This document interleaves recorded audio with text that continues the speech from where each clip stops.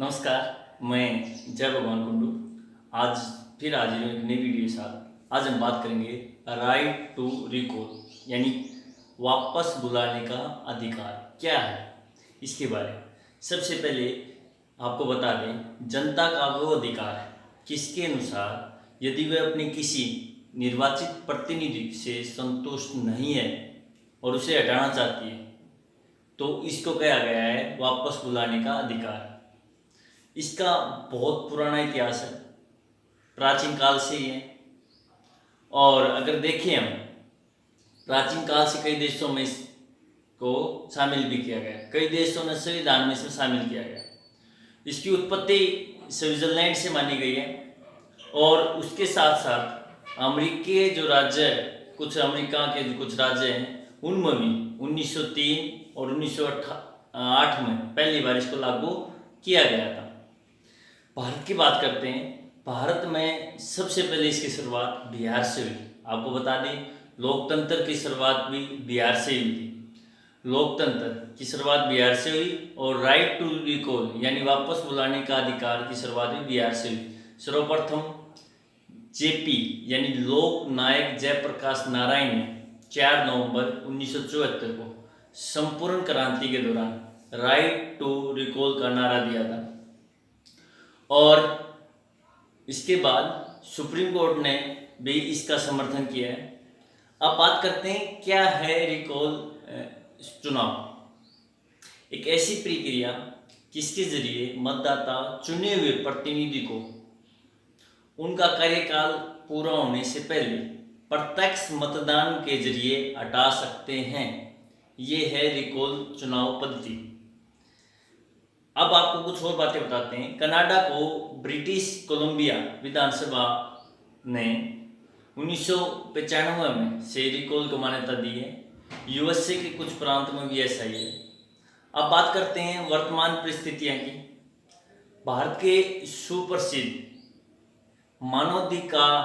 मानवाधिकारवादी M.N.. Rao ने वर्ष 1944 में विकेंद्रीकृत और शासन के विकसित स्वरूप का प्रस्तावित किया था और इसमें से उन्होंने बताया था कि जनप्रतिनिधि को चुनने और उनको हटाने का जो अधिकार है जनता को मिलना चाहिए, उनको पूरी अनुमति दी थी। इसके अलावा आपको बता दें 1974 में जयप्रकाश नारायण ने भी आवाज़ उठाई और 2008 में छत्तीसगढ़ नगर पालिका एक्ट 1961 के तहत लोगों ने 3 निर्वाचित स्थानीय निकायों के जो प्रमुख थे उनका निर्वाचन रद्द कर दिया था। बात करते हैं मध्य प्रदेश और बिहार में। यहाँ पर वर्तमान में स्थानीय जो निकाय हैं उनके स्तर पर राइट टू रिकॉल का जो प्रावधान किया गया है 2008 में। उस समय के तत्कालीन लोकसभा अध्यक्ष सोमनाथ चटर्जी ने भी इसका समर्थन किया था। अब बात करते हैं क्यों है आवश्यक। एक सच्चे लोकतंत्र के लिए, एक सच्चा लोकतंत्र वो होता है जो लोगों के लिए लोगों के द्वारा किया गया शासन लोकतंत्र कहलाता है, जहाँ लोगों की चलती है, जहाँ पर जनता, लोकतंत्र में मालिकाना हक जनता का होता है। तो एक सच्चे लोकतंत्र के लिए जरूरी है।